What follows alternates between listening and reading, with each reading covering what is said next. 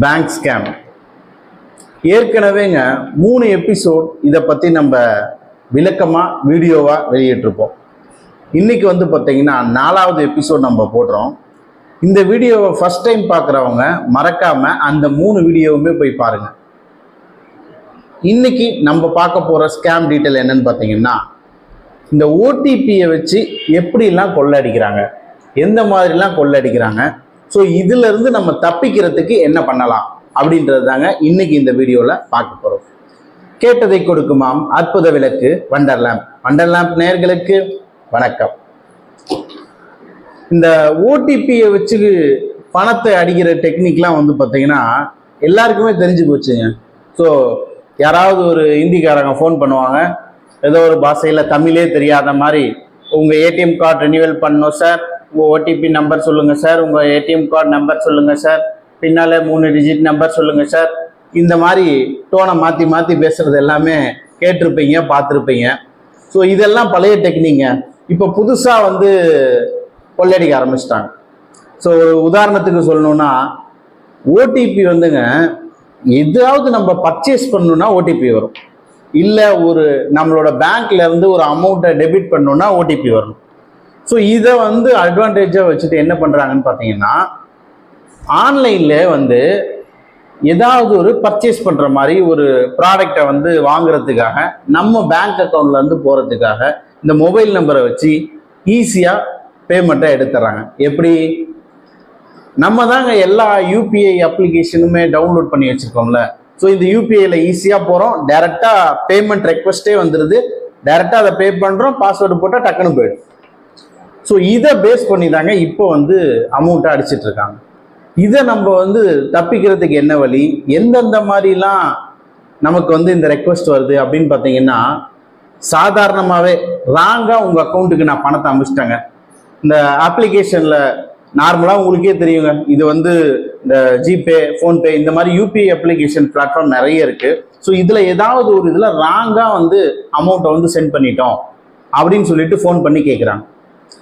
அப்போ வந்து நம்ம மொபைல் எடுத்து பார்த்தோம்னா அதில் வந்து என்ன பண்ணிடுறாங்க, அமௌண்ட்டை சென்ட் பண்ணுறதுக்கு பதிலாக ஒரு அமௌண்ட்டையே டைப் பண்ணி ஒரு 10,000 ரூபா பெய்டு அப்படின்னு டைப் பண்ணி மெசேஜாக அனுப்பிச்சிட்றாங்க.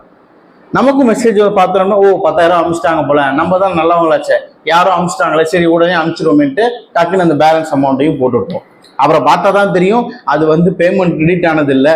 ஸோ நார்மலாக ஒரு மெசேஜே அவங்க வந்து இந்த ஜிபேலையோ இல்லை ஃபோன்பேலையோ சும்மா அப்படி அனுப்பிச்சு விட்ருக்காங்க அப்படின்றது தெரிய வரும். ஸோ இந்த மாதிரி உங்களுக்கு ஏதாவது மெசேஜ் வந்தால் உங்கள் பேங்க் அக்கௌண்ட்டை போய் செக் பண்ணுங்க ஃபஸ்ட்டு. ஸோ இதுலேருந்து தப்பிக்கிறதுக்கு இதுதாங்க வழி. ஸோ உங்கள் பேங்க் அக்கௌண்ட்டை செக் பண்ணிவிட்டு அதுக்கப்புறமா நீங்கள் வந்து அந்த பேமெண்ட்டை ப்ராசஸ் பண்ணலாமா வேணாமான்னு யோசனை பண்ணுங்க. ஏன் சொல்கிறோன்னா, உங்களுக்கு டைமே கொடுக்க மாட்டாங்க. ஸோ உங்கள் அமௌண்ட் எடுக்கிறதுக்காக, சார் அர்ஜென்ட்டு சார், ஹாஸ்பிட்டலில் இருக்காங்க, வீட்டில் யாராவது ஒருத்தவங்க முடியாமல் இருக்காங்க, அவங்க ஹாஸ்பிட்டலுக்கு பணம் கட்டணும், அந்த பணத்தை அனுப்பும்போது தெரியாமல் உங்களுக்கு வந்துச்சு, இமீடியட்டாக அனுப்புங்கன்னு இப்படி தான் ப்ரெஷர் போடுவாங்க. உங்களை யோசிக்கவே விடாமல் அவங்களோட பார்வையிலேயே உங்களை கொண்டு போவாங்க. உங்களோட கண்ணோட்டத்தை அவங்க மேலே சந்தேகமே வராத மாதிரி எடுத்துகிட்டு போவாங்க. ஸோ அதனால வந்து உங்களுக்கு டைமே கொடுக்க மாட்டாங்க. நீங்கள் தான் இந்த மாதிரி ஒரு அன்னோன் நம்பர்லேருந்து ஒரு அன்னோன் டிரான்சாக்ஷன் நடந்திருக்கு அப்படின்னா யோசனை பண்ணிவிட்டு அதுக்கப்புறமா முடிவு பண்ணுங்க. அடுத்துங்க, ஸோ இந்த மாதிரி மெசேஜ்லேயே டைப் பண்ணி பேமெண்ட்டை வாங்குறாங்க. ரெண்டாவது இன்னும் என்ன பண்ணுறாங்கன்னா, இன்னும் கொஞ்சம் அட்வான்டேஜாக ஏதாவது ஒரு ஆர்டர் போட வேண்டியது, ஒரு ஃபுட் ஆர்டரோ இல்லை வந்து ஆன்லைனில் ப்ராடக்ட் பண்ணுற ஏதோ ஒரு ஆர்டரோ போட வேண்டியது. ஸோ அதை வந்து அவங்களே தான் இது பண்ணுவாங்க, போடுற மாதிரி போடுவாங்க.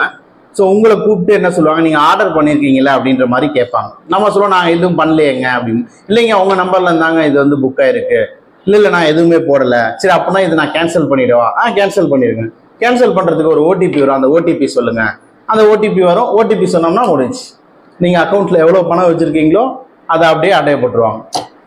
ஸோ இந்த மாதிரியும் வந்து பார்த்தீங்கன்னா உங்கள் அக்கௌண்ட்டில் இருக்கிற பணத்தை இந்த யூபிஐ அப்ளிகேஷன் மூலமாக அமௌண்ட்டு எடுத்துடுறாங்க. இதிலிருந்து தப்பிக்கிறதுக்கு என்னங்க வழி அப்படின்னா, யாருமே உங்களை கூப்பிட்டு ஓடிபின்னு கேட்டால் தயவு செஞ்சு சொல்லாதீங்க. ஆர்டர் கேன்சல் பண்ணுறேங்க, ஆர்டர் போட போகிறேங்க, எதுக்கு ஓடிபிக்கு? நீங்கள் எல்லாத்த சிலிண்டர் போடுறவங்க கூட ஓடிபி தாங்க கேட்குறாங்க. நேருக்கு நேர் வந்து ஓடிபியை சொல்லி வெரிஃபை பண்ணுறது தாங்க பாலிசி.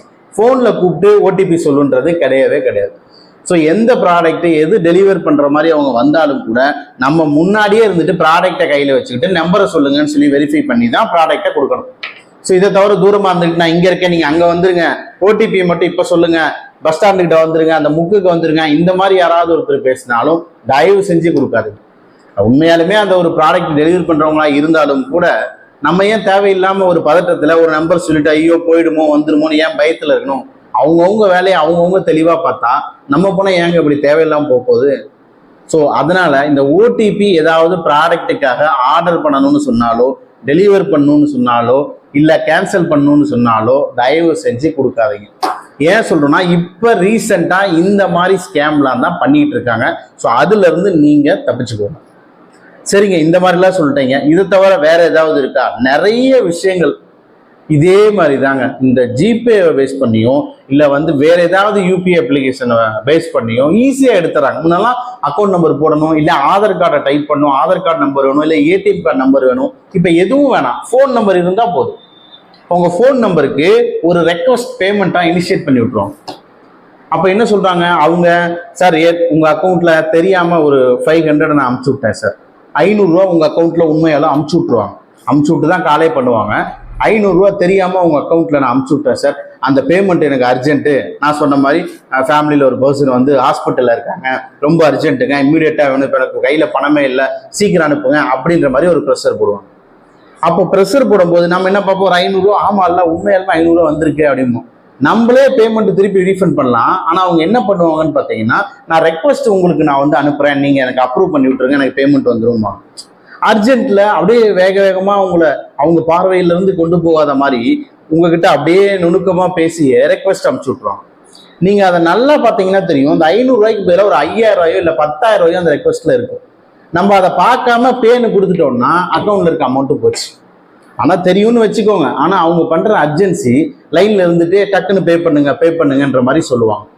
ஸோ அந்த மாதிரி ஏதாவது தெரியாத நம்பர்ல இருந்து பேமெண்ட் கிரெடிட் ஆனாலும் தயவு செஞ்சு நான் ரீஃபண்ட் பண்றேன், நான் நல்லவன் காப்பாத்துறேன்ட்டு ஏதாவது பண்ணி மாட்டிக்காதீங்க. ஸோ இது மாதிரி தாங்க நிறைய ஸ்கேம்ஸ் வந்துட்டே இருக்கு. ஸோ இந்த யூபிஐ பிளாட்ஃபார்ம் மூலியமாவும் இந்த ஓடிபி மூலியமா நிறைய சினாரியோஸ் இருக்கலாம். ஒரு 2-3 சினாரியோஸ் தான் நான் உங்ககிட்ட சொல்லியிருக்கேன். இது மாதிரி எது வந்தாலும் சரி, காமனா நீங்க பண்ற ஒரு விஷயம், தெரியாத நம்பர்ல இருந்து உங்களுக்கு அன்னோன் கிரெடிட் எதுவும் வந்தா நீங்க ரீபேமெண்ட் பண்றேன்னு சொல்றதுக்கு முன்னாடி உங்க பேங்க் அக்கௌண்ட்டை நல்லா செக் பண்ணிட்டு முடிவு பண்ணுங்க.